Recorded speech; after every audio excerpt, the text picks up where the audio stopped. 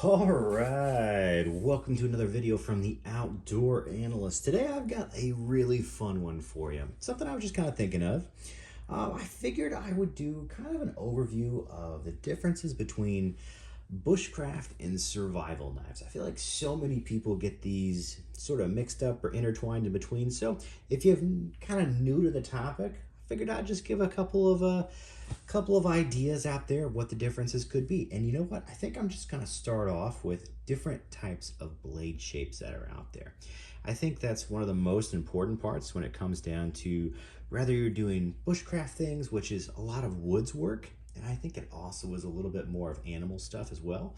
In case you ever have to, field dress an animal, I think it needs to be a knife that can do both, but mostly woodscraft. A survival knife, on the other hand, has to do a little bit of everything. It has to be truly that jack of all trades. You need to be able to, start a fire, do at least a little bit of feather sticking to get that ready. Who knows, maybe prying open a door. You could be in suburban survival. It can be a lot of different things. So your blades are gonna be really tuned to do different things. Bushcraft knives, you're gonna be thinking wood, you're gonna be thinking animals and processing that way. So I figured let's start there.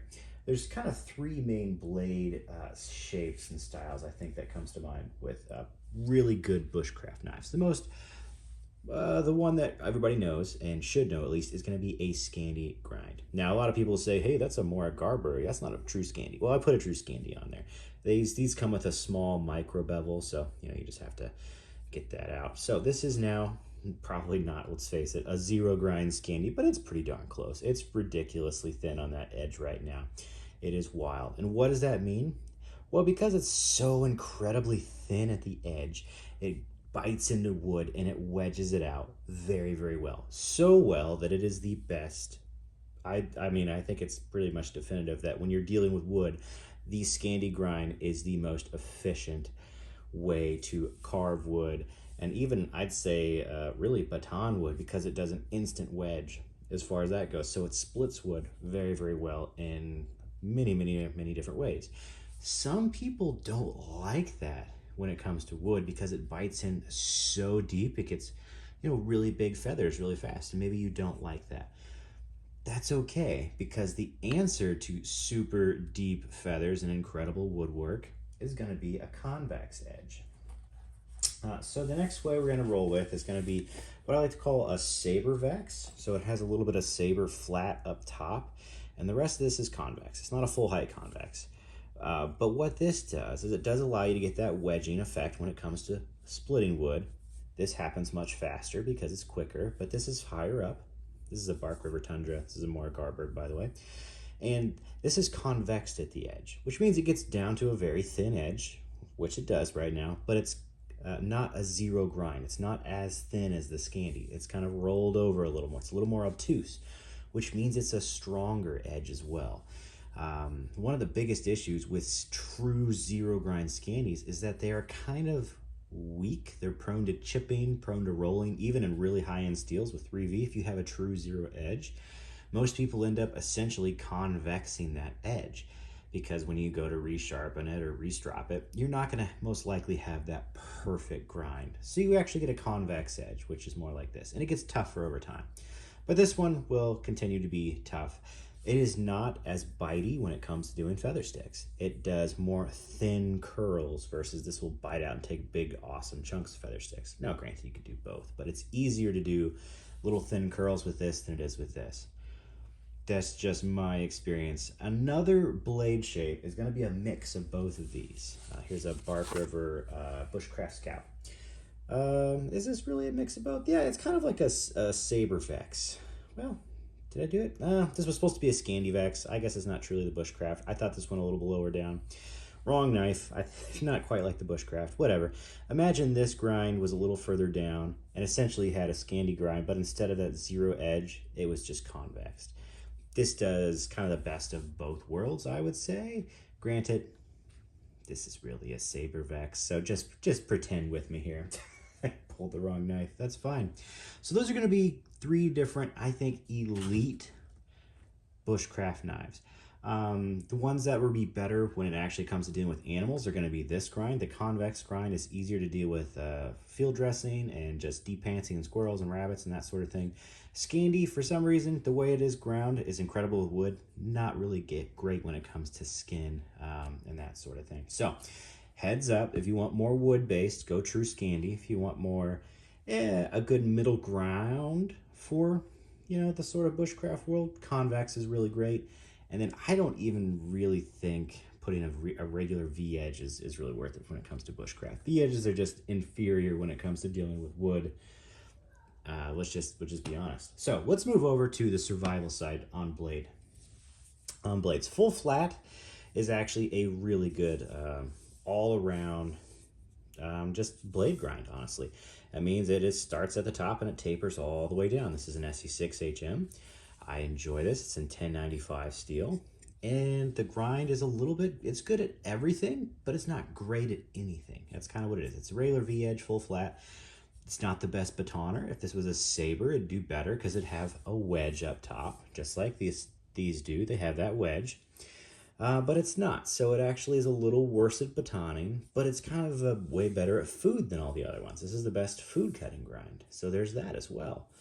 I think it's kind of an all-arounder and does very, very well. The SE6 is kind of known for being like, one of the most ultimate survival knives, and it does a really good job. Another blade grind, I would actually say, would just be a pure convex. Well, I guess this is technically a Saber Vex, but this is a Falkneven A1, and it is a fantastic survival knife. I'd say this is kind of like it's a VG10 core wrapped with a 420J steel. It's incredibly tough. I'm taking this out, high mountains in Colorado, and it's done very, very well for me. Splitting out there, the convex edge just does really, really well. I say, honestly, these two are just kind of like, do you want a carbon steel? You get 1095 carbon with the SE6 or stainless. This is the best out there. Now, granted, MagnaCut exists now, so that may overdo this. But when it comes to blade shapes, this blade shape is awesome. Splits wood. It does animals great. This is tough enough that I'd have no problem just popping it into a door and trying to pry around with it. 420J is super, super tough. So it's a very, very tough way to go. Blade grind, it's a good jack of all trades. Another one that's out there, let's see what we have here. Dark Timber Comanche. This is going to be basically a V grind, saber grind. Just a true saber grind at this point. Yeah, for the most part. It's mostly a saber. Kind of clips a little bit up there.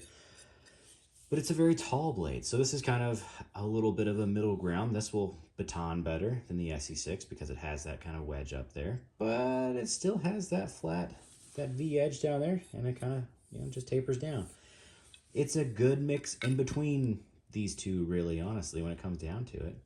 So it really has whatever your preference is. They all work pretty well. If you're just if you kind of want the basic all-around goodness, I really do like the Saber grind.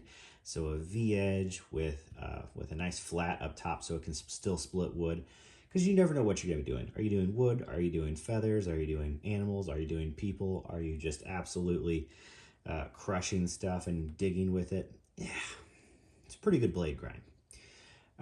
But those are kind of like your best of what's out there, I feel like, for this sort of thing. When it comes to handle material, you're really, you're kind of total at preference with this.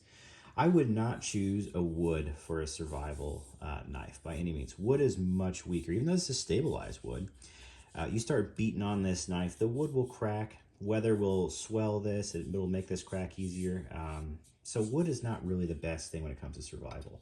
Micarta holds up incredibly well. Matter of fact, as it gets wetter, it usually gets a little grippier, which is really, really nice. So I don't care whether it's, polished micarta or not.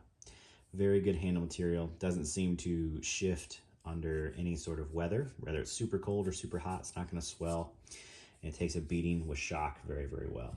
Thermal run, basically rubber handles, whether it's cold steel or Falkneven, they do an incredible job with these. This has been in every type of weather imaginable, and it's still held up very, very well. I've seen these knives go 20 years, and yeah, this gets beat up a little bit, but they still generally, work pretty well. So Really good knife handles when it comes to survival side. Honestly, you can't go wrong with either of these, a micarta or even a G10. G10's heavier than micarta. It's more dense. So I don't know. I'd probably say micarta's a little better than that. I would stay away from wood handles though. They're just going to be an issue. They're not as strong, they're not as tough, and they are not resistant to weather. When it comes to bushcraft, usually find something that's super comfortable. You're not as worried about the weather. This is essentially plastic, and it does really, really, really well. I have no problems with it. Is it pretty? No. This is going to be a stabilized burl. It is amazing, super comfy. Is this the toughest material? It's not. It's going to have, weather issues. If you leave this out, it can swell. If you put it in crazy cold weather, it can crack, especially if you start beating on it. Not as tough, but it is very, very comfortable. And I find that it stays fairly warm in the winter too. So not too bad that way. And then this is a G10. No, this is micarta. So if this were G10, it'd be just fine. Be a little heavier than this knife. But this is micarta, a polished micarta. Very good for bushcraft too. You really can't go that wrong with bushcraft. Yeah, you're out in the field a little bit, but for the most part, you're not like, I don't know, truly roughing it. Survival has to just live through no matter what, worst case scenario all the time. With a bushcraft knife, you can be a little more forgiving. If you really want something to take an impact, yeah, go with a micarta or a G10. It's going to be your best. Plastic's going to work just fine on a Mora. You can't go wrong. This is the Garbird. It's a very comfortable handle. I do enjoy that. I do probably prefer, just my own preference, I like woods when it comes to bushcraft knives. I like being able to like the look of it. But if you're really just going to go out there and beat on it, I'll tell you what, my top field dressing knives are all in micarta. So, take that for a... they usually go through the crazy weather with me when it comes to that. So that's that sort of thing. Yeah, I hope that kind of helped maybe break up the difference, a little bit of why you might choose one versus the other when it comes to handle materials, blade shapes, what the difference between them really are. It's just kind of a heads up. These really do great with wood. They rock with wood. Stay away from Scandi, honestly, if you're going to be doing animals. I have pantsed a lot of squirrels with Scandi knives in a pinch, and they're not nearly as good as just doing it with even a regular V-edge. I would rather have this than a Scandi when it comes to even doing squirrels, and this thing's freaking huge. Just because the V-edge does a lot better, and so does a convex. Convex does just fine as well. Yeah. I think that's about it for me. I think when it comes down to survival knives, I really do like saber grinds probably best. I feel like they're the best of all worlds. So this sort of grind and a nice comfy handle. I would not pick wood. This is not my main survival knife. Out of these, yeah, probably honestly like the Falcon Even A1 the best. I just beat this thing to death over the years, and I know it can take a licking. It's pretty awesome, and it's stainless, so I don't have to worry about it. As far as my favorite woodworking knives over here in bushcraft, if I had to do animals and everything all combined, yeah, it's probably the Tundra. It's a good middle of the road. Yeah, it doesn't have the strongest handle, but I'm not whipping this knife into terrible situations either. It's no problem just doing field dressing work, no problem doing bushcraft work, doing woodwork. Great with feathers. Does it bite in as much as a Scandi? No, but it does a very good job on its own.